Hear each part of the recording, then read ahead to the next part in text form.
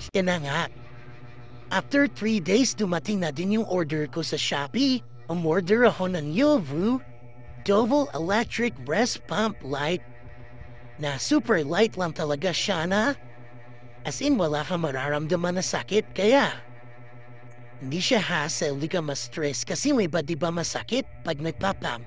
Tas umorder din ako niyang Yovu Oral Clean Swab.